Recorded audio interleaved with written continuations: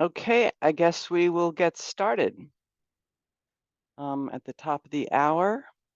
Hello and welcome everybody to our webinar to discuss and share tools on human rights due diligence to combat forced labor in the construction sector. We're also going to take a few minutes to highlight some features of our newly refreshed responsible sourcing tool.org site, the continuing expansion of which is the result of many years' partnership with the State Department's Office to Monitor and Combat Trafficking in person. Today's its official launch. To the agenda slide, please.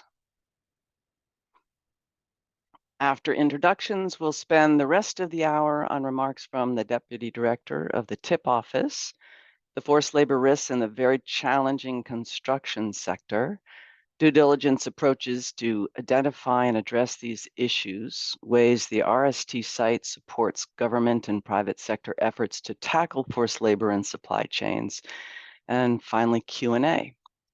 Let's go to housekeeping. Briefly, 2 quick notes. Or 3, we've muted mics and shut off cameras for this event, but we still want to hear from you. Please use the Q&A function for questions and comments throughout our presentations, and we'll get to as many of your questions as time allows at the end.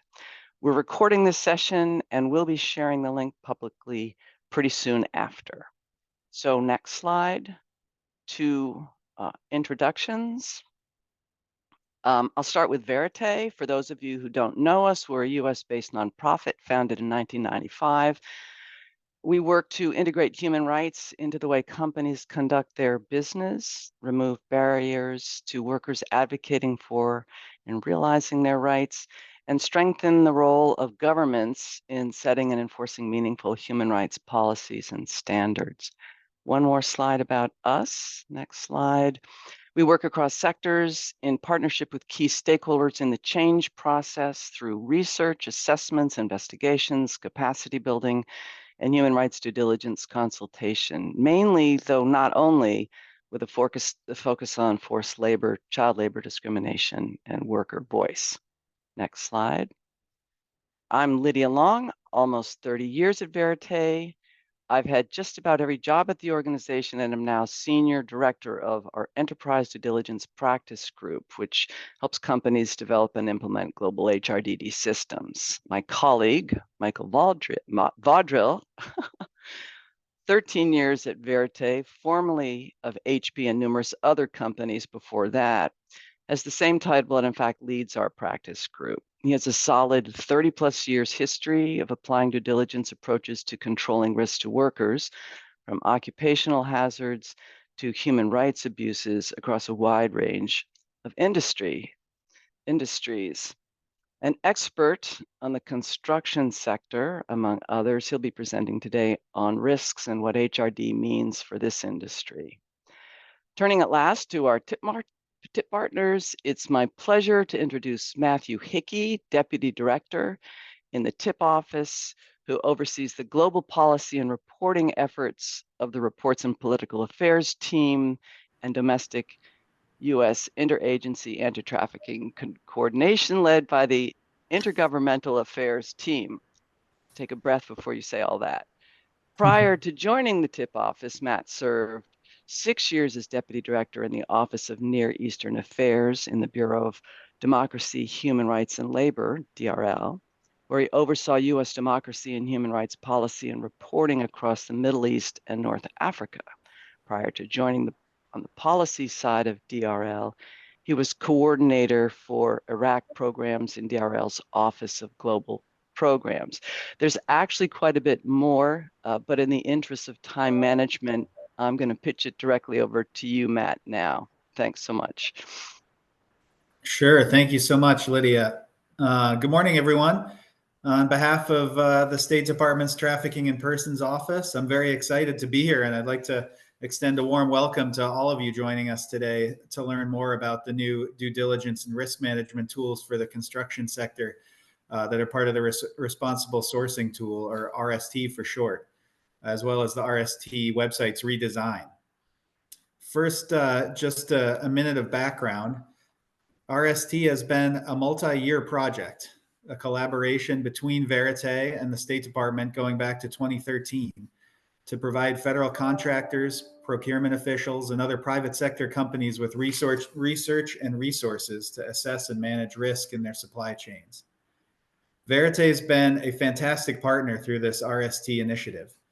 Together, we've sought to provide easily accessible, comprehensive, and downloadable tools for federal contractors and companies that wish to better prevent, identify, and address human trafficking in their global supply chains and develop effective risk management systems.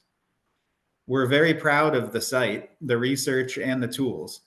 We think they truly reflect the best of what the US government and Verite can offer on human trafficking, supply chain management, labor rights, and corporate social responsibility.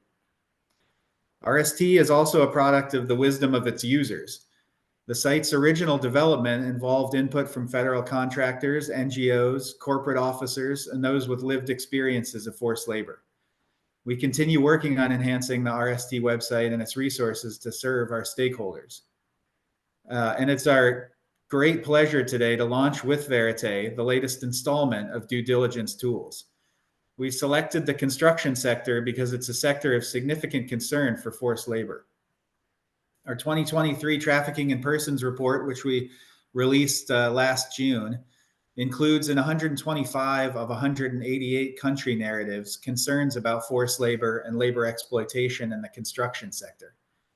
According to some of the latest figures from the International Labor Organization, the construction sector is one of 5 industries that account for 87% of total adult forced labor globally. The ILO also found that construction represents 7% of workers in the global workforce, yet 16% of the total victims of forced labor. The UN Office on Drugs and Crime has also identified the construction industry as having increased risks for unlawful labor practices. We hope that these due diligence tools, which focus primarily on the construction sector labor, complement other important initiatives, including Design for Freedom, which many of you probably know of for its focus on resources to prevent forced and child labor in the sourcing of construction, building, and design materials around the world. Design for Freedom is led by Grace Farm Center with contributions from a working group of government and private sector stakeholders, including the State Department's Bureau of Overseas Building Operations. In addition to these new risk management tools, we're also excited to have Verite unveil a new and improved RST website that's been enhanced based on user input to improve functionality.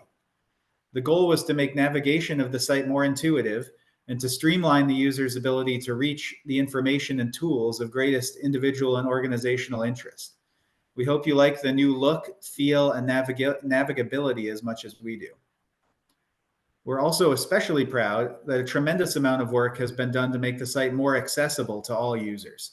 This work is ongoing, so we would be grateful if users would use the feedback feature that's located at the base of the landing page on the site to let Verite and our office know how we can continue to improve accessibility, the platform, and its content.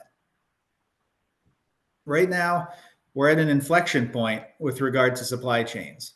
There's renewed energy and focus across the US government and the world to leverage diplomatic, regulatory, law enforcement, procurement, and trade tools to better prevent and address forced labor in global supply chains. Stakeholders are asking for more due diligence tools, and more guidance on what are the most practical and impactful resources that currently exist.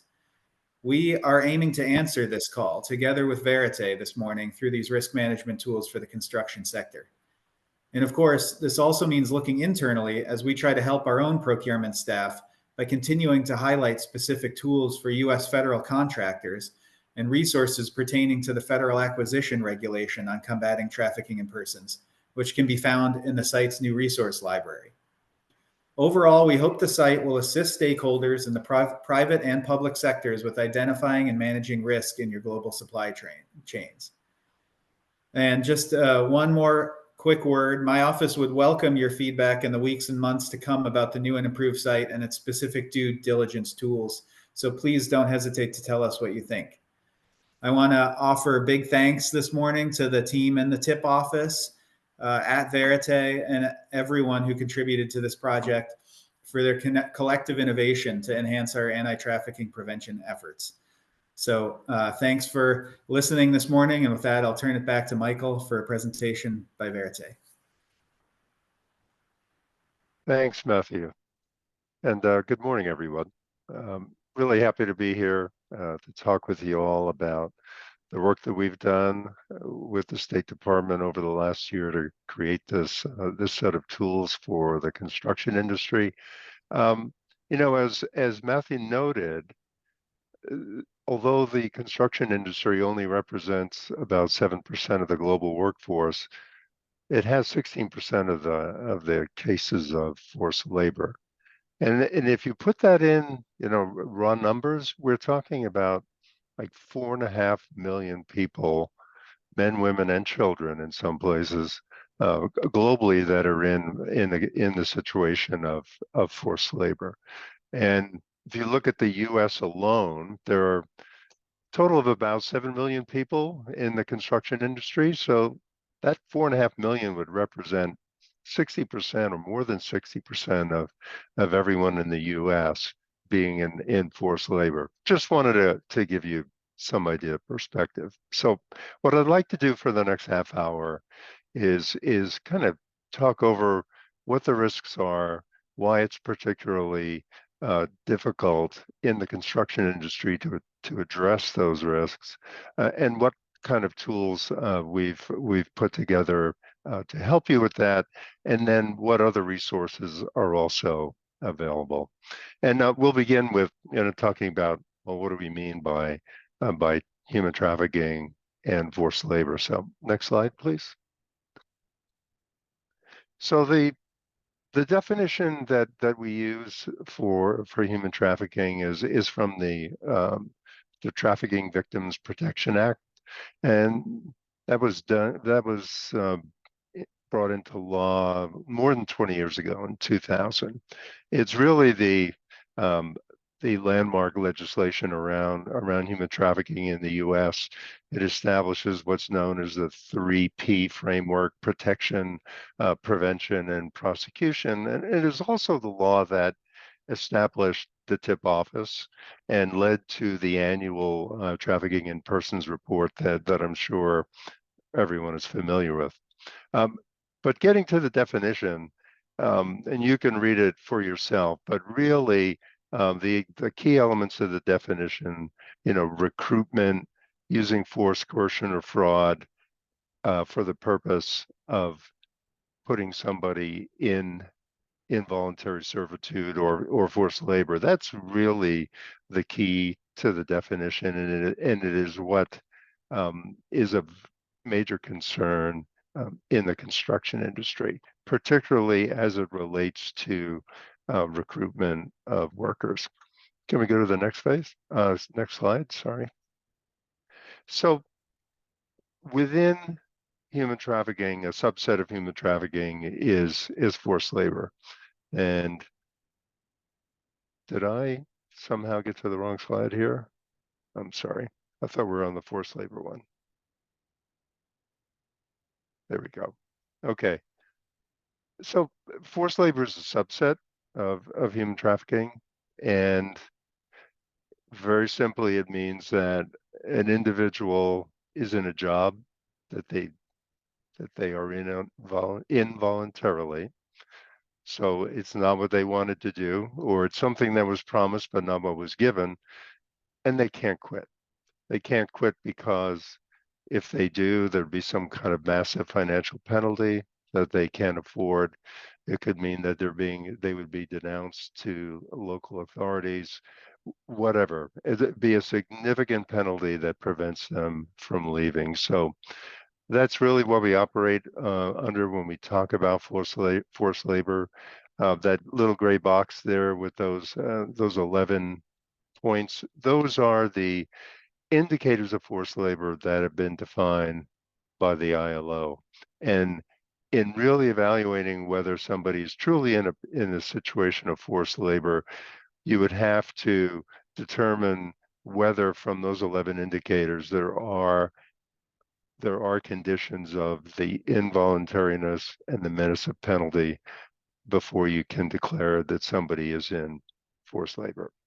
Okay, enough for the the technical definitions. Let's go to the next slide. So the issues. Many of the issues within construction are the same as in other sectors, but they're a little more entrenched, a little more difficult to address for a variety of reasons, and we'll talk about those now. Next slide. So, what makes up the construction sector? I mean, everyone knows what construction is or what construction involves in general. We've kind of shown here what the flow of a construction project is, beginning with developing the plans, obtaining permits, finding out who your contractors are going to be. But addressing forced labor really begins at that very earliest stage. So when a company is putting together, or an organization is putting together the plans for that particular project, they're establishing the performance standards for materials. They're figuring out what types of contractors are needed. That's when specifying what standards have to be met by the materials and what standards have to be met by suppliers is particularly important. So each phase obviously involves a wide variety of professional skills, manual labor, and materials.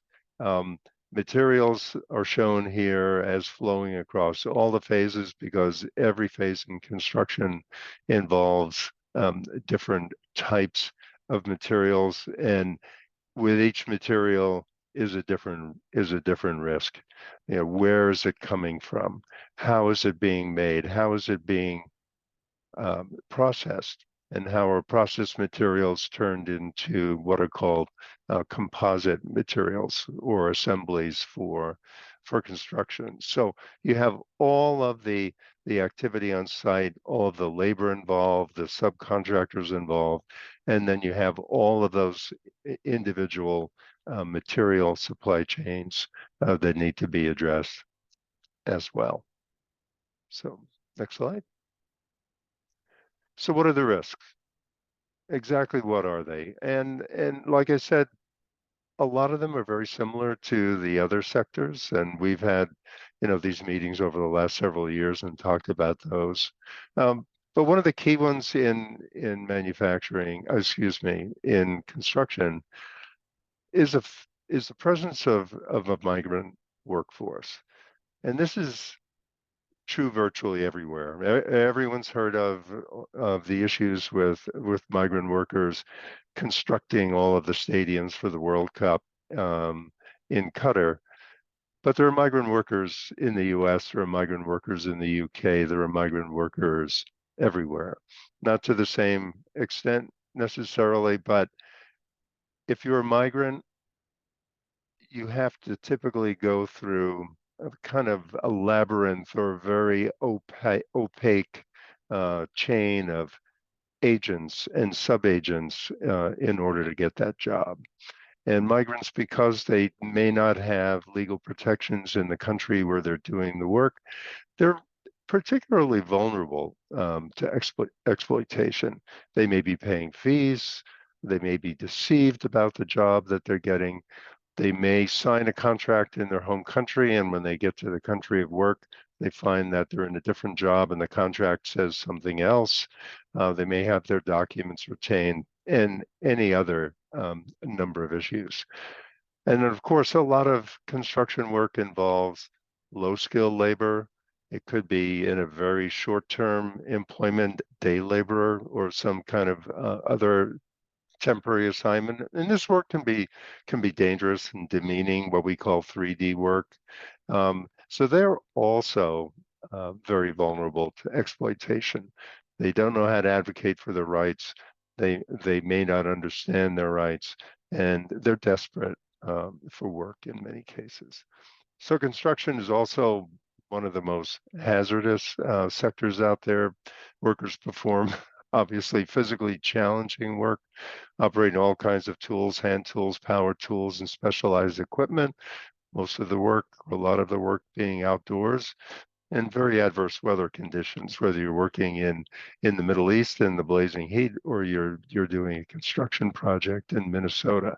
So it's a very demanding job from a physical standpoint. And then finally, what about, again, all of those materials that are being sourced for the project? Where are the bricks coming from? Where's the timber harvested and processed, and all of the other materials? How do you know what conditions they're produced under? How do you know what the risks are there from a forced labor perspective? And there's been a lot of attention, especially in recent years, given to the people doing the work on site, to the fees, to the other abuses that they may be subjected to. But we're only really starting to get our arms around the materials, and we'll get into that a little bit more. Okay, next slide. So how? Yeah, like I said, and like many of you know, addressing these issues in construction is difficult for the reasons that I've gone through. And the only really effective way to do it is to apply a systematic approach, a systematic due diligence approach. Some of you may recognize this diagram. It's taken from the OECD due diligence guidance. That is a framework that also many of you may know is serving as the basis for a lot of the mandatory human rights due diligence information that's coming out of Europe right now. And it's something that we use at Verite to really help companies understand what are the key things that need to be done to address human rights and labor rights issues in their own operations and in their supply chains. And it begins with making sure that respect for human rights is part of the way you do business. Then going out and understanding what the risks are and the potential impacts to workers, both again in your own operations, in those of your subcontractors, and those in the far distant supply chains with suppliers that you may not even have a direct business relationship with. And then what can you do to reduce the risks? If you find somebody that's been harmed by one of those risks, for example, somebody that's paid fees, somebody that has had their freedom of movement restricted, what do you do? How do you make that person whole?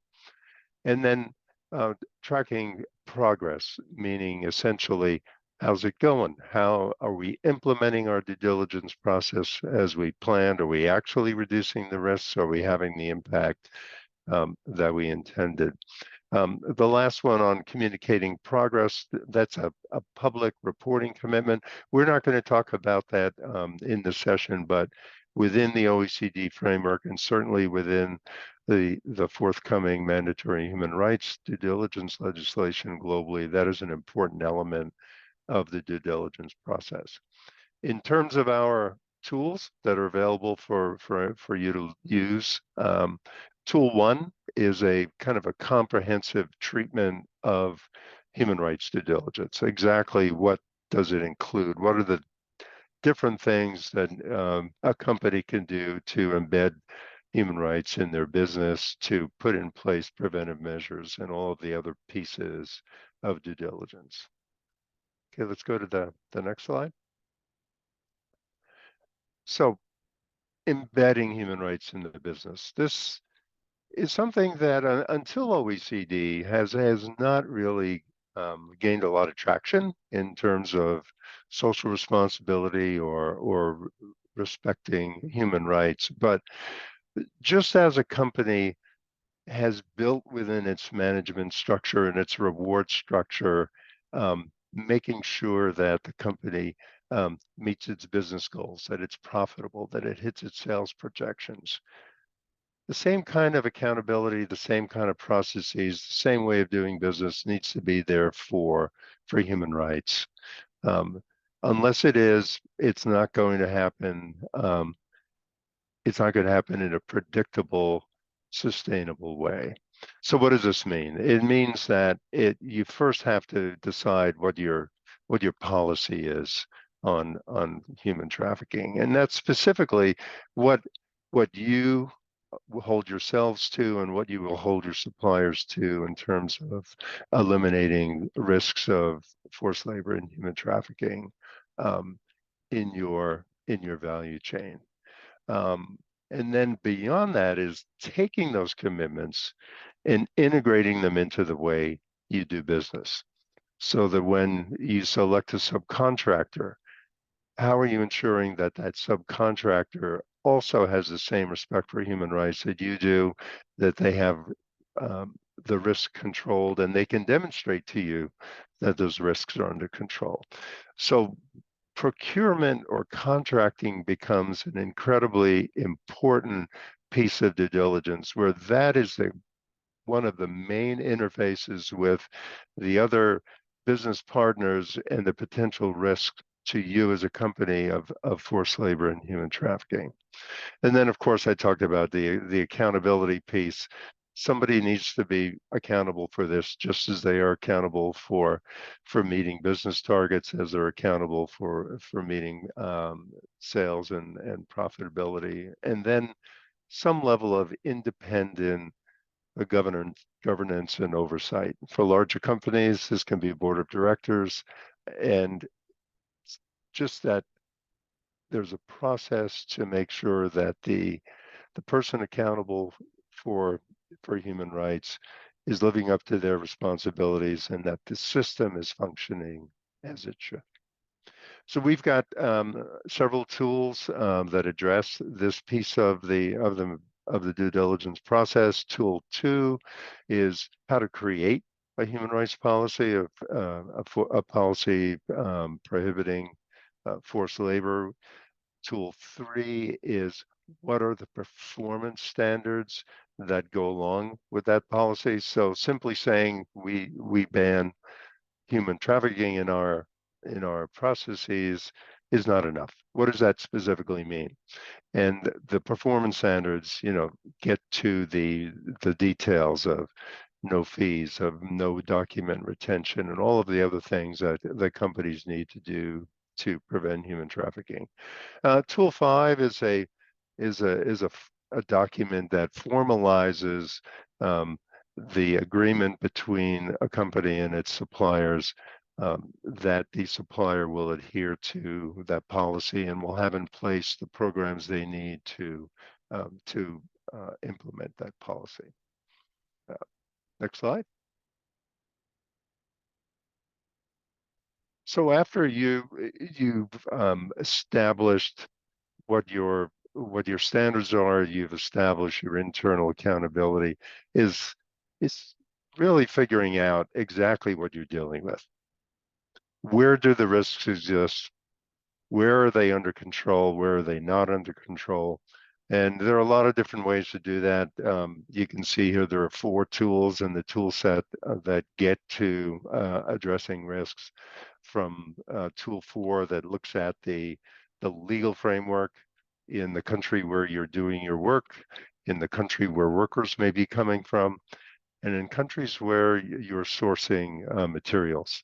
Tool 6 is a way to help you map that supply chain so that you know where the bricks you're purchasing coming from, all of the intermediate steps along the way to your site, and so forth.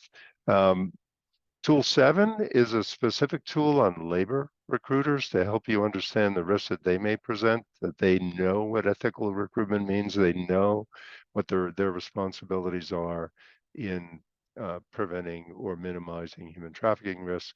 And so Tool 8 is a self-assessment that you can send to suppliers of materials and services that get to what risks their operation may present in terms of forced labor in human trafficking. Next slide, please. So, understanding the risks, having the infrastructure in place to manage due diligence. The next step is putting in place the measures that actually prevent or mitigate those risks. And I've broken this down into 3 big areas. We could talk about this all day, but very briefly, what we have is the primary risk of recruitment of workers, again, migrant workers coming in for a period of time, maybe 3 months, maybe 2 years, they're going through recruiters. The processes that need to be, or the preventive measures that need to be in place, include very detailed, very concrete service agreements with labor recruiters that specify every fee that is necessary to bring a worker into the country, and how you as the employer, or how the subcontractor as the employer, is going to pay those fees so that the workers don't. So that one is a key one. And then, because most recruitment agents really don't have a good understanding of what they can do or what they should be doing to minimize human trafficking risks, is providing some kind of guidance, some kind of training and capacity building for agents so that they really understand what they need to do. And if you're a federal contractor, of course, that's a requirement of the FAR, of the Federal Acquisition Regulation. It's only working with recruitment agents that are trained, that are licensed, that are able to meet your requirements. Employment contracts are another important safeguard. Every worker, whether they're on site for a week or for 2 years, needs to have a contract that describes what their rights are, what the conditions of work are, what their job is, and reiterates your policy of no fees, no document retention, and the other key elements of preventing forced labor. And then, of course, as best as a company can, it's to recruit workers directly. Not wanting to put labor agents and staffing agents out of business, but every time you outsource a function as critical as recruiting workers, there's risk introduced into the process. So where it's possible, and it's usually only possible with larger companies, is to hire workers directly. That eliminates the middleman and gives you better control over the issues associated with recruitment.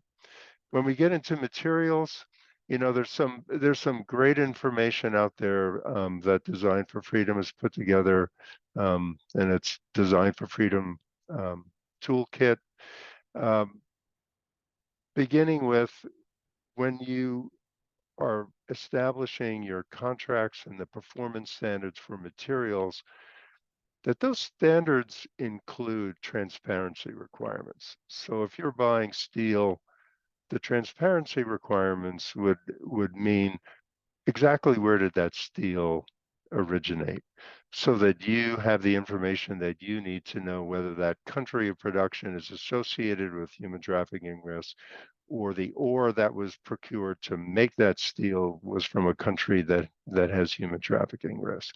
So transparency is a huge first step in reducing risks associated with materials procurement. Another one is, whatever you're buying, the supplier should be able to provide evidence, third-party verified evidence, that they are meeting your standards to prevent human trafficking. Whether that's an independent audit, whether it's some kind of a certification, but they can provide evidence that to give you some assurance that those risks are under control. And then the third large area is under workplace practices. For your own operations, for those of your subcontractors, there need to be procedures in place to make sure that workers have freedom of movement. They can come and go from the work site as needed, as they need to. They have freedom to move around and out of their accommodation if they have any, that they have secure storage for their documents, that if they don't have their documents on them, they have immediate access to them. And for construction sites that are remotely located, and that happens quite often, that there is a way for them to communicate with their families, with their friends, back home. Not every worker is going to have a cell phone, so you would need to provide some kind of communications for them. There's only a small assortment of the types of things that can be put in place. Could be a discussion of many hours here. Okay, next slide, please. Oh, you already had it. Great. So remediate, what do we mean by remediate? As you're out there talking to workers, as you're doing your risk assessments, you're actually going to find workers that have been harmed by recruitment practices, by workplace practices, and my screen just went blank. Hold on a second, please.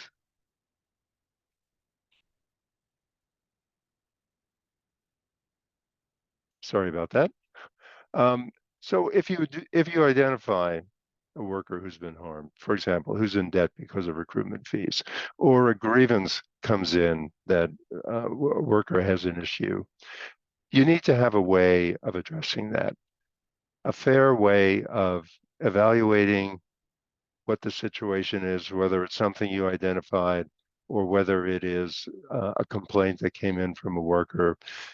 What's the root cause of that? Putting in place corrective and preventive actions, and then going back to the individual to verify with them that the harm was addressed to their satisfaction, that they were made whole again. Without that check, without going back to the individual that was harmed, a remediation process can never be considered effective. So one of the main processes to get to that point of remediation is a grievance process. We're not here to teach about grievance, but a grievance is an essential channel for every worker from the point of recruitment to the workplace to raise any kind of an issue and to have that fairly addressed to their satisfaction. So whether on a construction site, every subcontractor is trying to operate their own grievance process, or the general contractor has one, they need a way to do that, a way that they trust, a way that they believe is fair, and a way that reaches a resolution that they are satisfied with. A couple of tools that are out there in the toolkit to help with this is Tool 11 is a way to interview workers to get information from them about how things are working for them. And Tool 11 is a description of an overall remediation and worker engagement process, which is really the next slide, if we can go to that one. So grievance is one part of remediation, but the companies that have been most successful in retaining their workforce and increasing productivity in having really good management worker relations are those that proactively go out and seek feedback from workers and truly engage them in the way the business is done, in how workplace rules are developed and managed, how an accommodation may be designed or maintained. Truly engaging workers in those things is going to really improve overall productivity, overall satisfaction, and just the overall effectiveness of the due diligence process. Let's go to the next slide. So the last part of the due diligence I will talk about is tracking. Some of you may know it as monitoring, which is how are things going? Are we implementing everything within due diligence that we said we were going to? Is it working? Have we achieved the results we want to achieve? For example, have the forced labor risks in your own operations and in both your labor and materials supply chains, have they been successfully identified? Have they been reduced? Do you believe everything's under control? Are you, through your ongoing monitoring, and this can be audits, worker interviews, whatever it might be, management by walking around, have you identified any harms that were not identified in your risk assessment? And this is used to help improve your due diligence process as you go forward. So the tracking process is incredibly important to see how you're doing, where the gaps are, and continually improving the way that you're implementing your due diligence process. And there are several tools that we have to help with that. Tool 8, mentioned that before, self-assessment for suppliers. That's good not only for screening new suppliers, but for over time, evaluating how well suppliers are doing at improving their risk controls. Tool 9 is a way to monitor the performance of labor agents, and it's particularly important in construction where labor agents are used very commonly. And again, tool 10, interviewing workers to understand that things that you've done, things that your subcontractors have put in place, that they're working for them. So that's the end of my discussion. That could have gone 2 days, but we've tried to condense it to 30 minutes. And with that, I'll just hand this back to Lydia for a discussion of the refreshed website.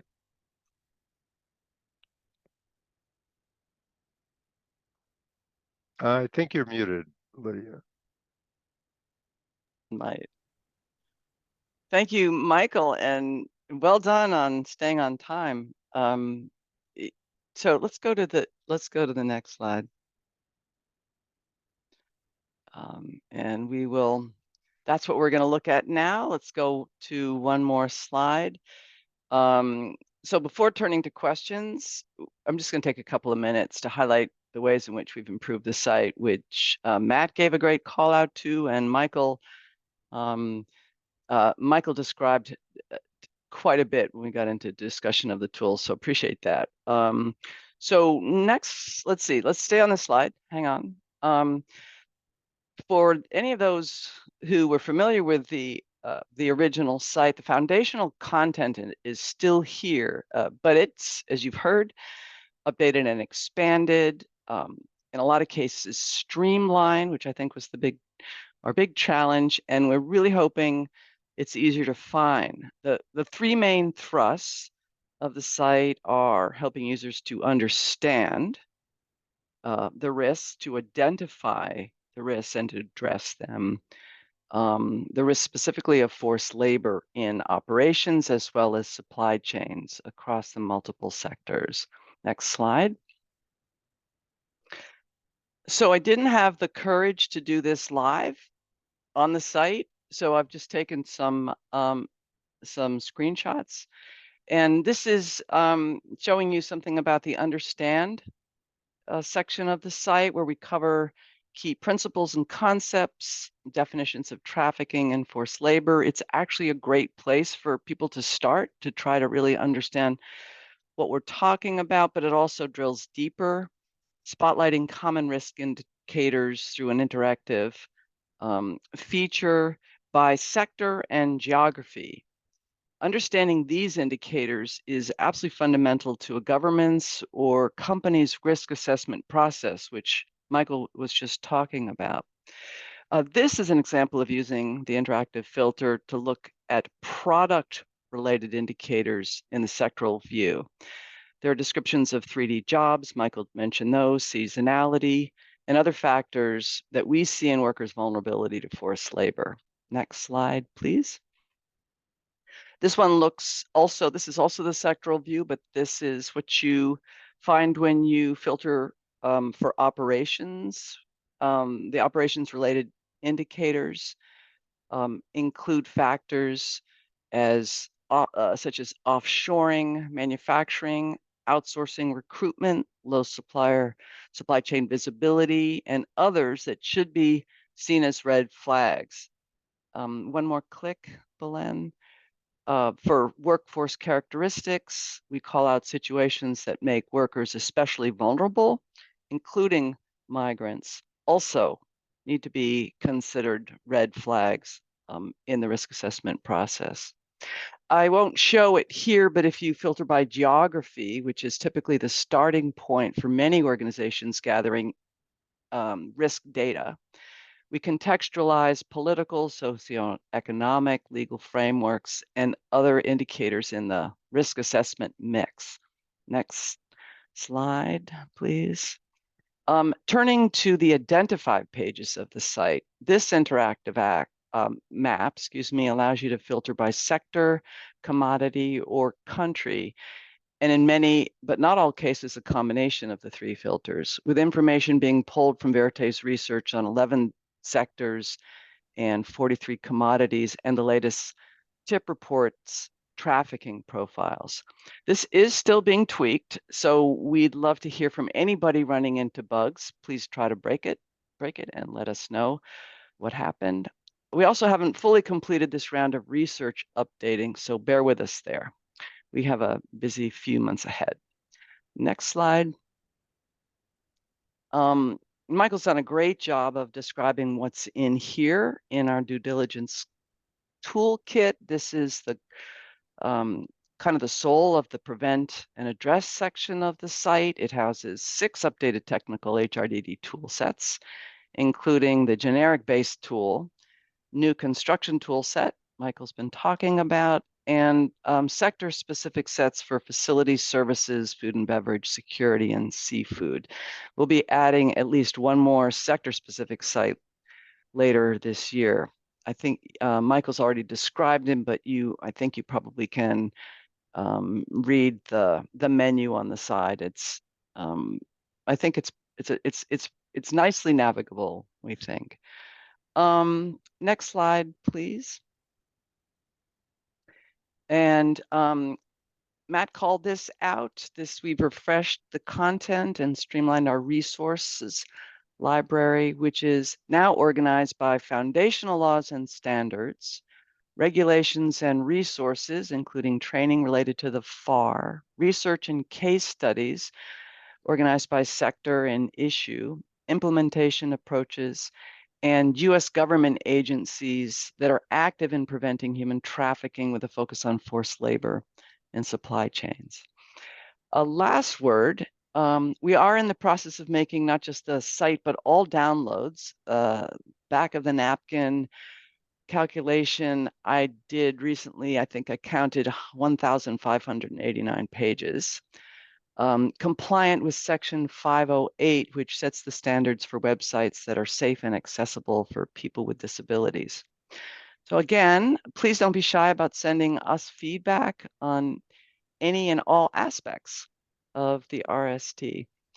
So Michael, back to you as being the one who's going to answer the questions and comments that we have gotten over the course of the presentations. Okay, I'll do the best I can here. And what I'm going to do, just so everybody knows, is I'm going to go down through the list top to bottom and hopefully get through as many of these as I can. The first one is conducting a risk assessment in the construction sector harder than other sectors? Yes and no. Certainly the hardest part, in our opinion, is in the material supply chain. Right now, you go to a distributor of building materials or even a Home Depot and you're buying something. It's very difficult, if not impossible, to know the origin of that particular product that you're buying. And so and I alluded to it in the presentation, that transparency in the material supply chain is essential to not only to get to the point of having controls, but just to understand where the risks are in your supply chain. And that's what Design for Freedom, through the Design for Freedom toolkit, has really been endeavoring to do. The toolkit, if you're not familiar with it, and we can put put the link up in the chat if somebody can do that. It talks about the 11 highest risk materials and composite materials used in construction, and which countries of production of those materials have the highest or have been identified with known both forced and child labor risks in their production. And also has information on different types of product certifications that may be available, the types of ethical design requirements that could be put into contracts. So, but without the transparency, without knowing that the granite that you're buying is coming from Brazil, not from Arizona, is the first step. And so that has been a very difficult part of risk assessment and construction, as it is in all sectors, trying to get to the full depth and breadth of the labor supply chain. When workers are coming in from another country, especially if they're coming in from Nepal, Bangladesh, India, finding out how many agents, sub-agents, guys with a cell phone are involved in recruiting those workers and taking a piece of the action is very difficult. So I'd say the labor supply chain and the transparency in the material supply chain. Okay, next question is conducting, oops, I already did that one. What are the biggest challenges of auditing construction work sites?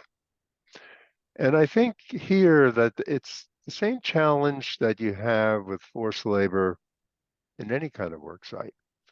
And that is gaining the trust of the workers so that you can get really accurate information about what they've been through.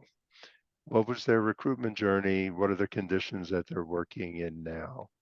I mentioned that vulnerable workers, particularly migrant workers, are very reluctant to talk, and they can be reluctant for a lot of reasons. They're afraid that if they say anything, they're going to lose their jobs, that they're going to be penalized, that they're not going to be offered overtime, that they're going to get kicked out of the country, whatever.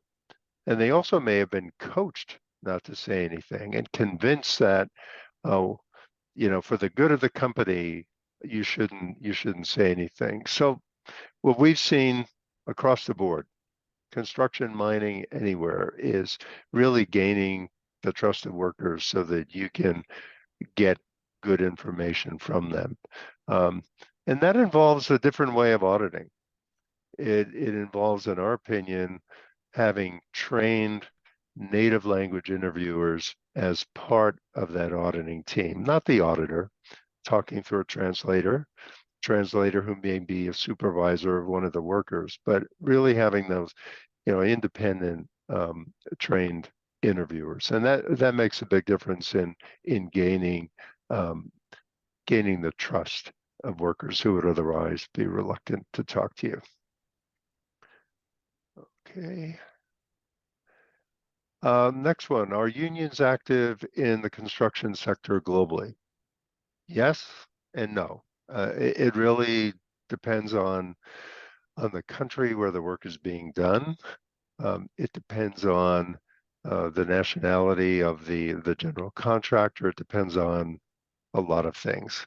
I don't want to generalize, and I don't have specific information about where activity is more pronounced than in other countries. But yes, there is definitely quite a bit of unionization in construction projects. Again, depending on the client, like the U.S. government, depending on the construction company, and depending on where the work is being done. I'm sorry, I can't be any more specific than that. Okay, let's see. Here's one about grievance, and I'll do my best. And Lydia, if it's something that you feel you can assist with, please do.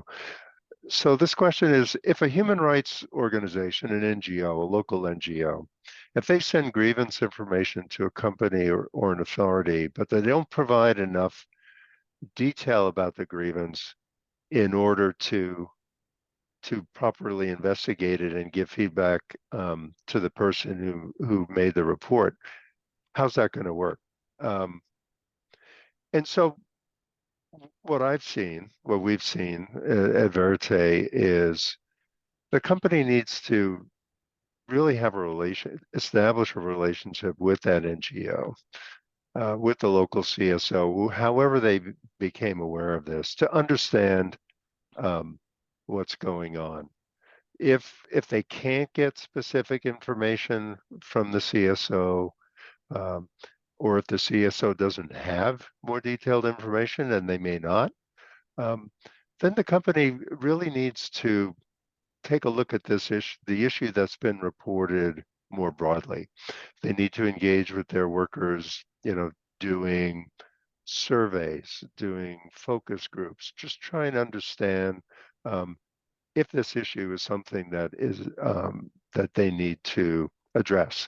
And by doing that, they're not, you don't have to worry about identifying the specific individual, putting them on the spot, and having any kind of fear of retaliation. I don't know, Lydia, if you have any other way that they can do that. I think you covered the basics. Is around that. Is it's where did that come from? Is it really something that is a tip of the iceberg? Is it isolated, and the only way you're going to find that out is really to go out and to start to probe around what else whether that's an issue that is more broadly happening in the in a work site proactively. Yep. Okay, thanks. The next question. It says, in Mexico, the law punishes modern slavery from anywhere to 15 to 30 years in prison and 1,000 to 20,000 days salary as a penalty. But even with that, workers aren't complaining, apparently for two principal reasons: lack of communication channels between workers and authorities, and the way in which workers see forced labor conditions as kind of normal. So how would we propose to solve these enormous shortcomings? And you have 2 minutes to solve that. Uh, Not to be glib, So but that's a no, not to be glib. tough No, one. and it's a huge challenge, and it's not just an issue in Mexico.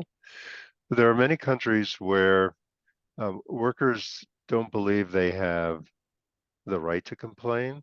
They believe that they're lucky to have a job, and that forced labor conditions or any other kind of abuse of labor rights is kind of normal.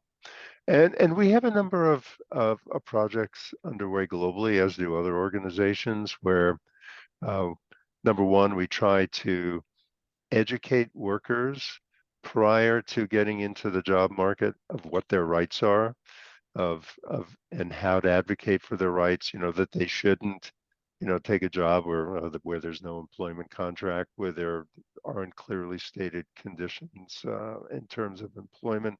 We're also working with governments in a number of countries to make that link between workers and the government, and their ability to raise issues with the government more routinized.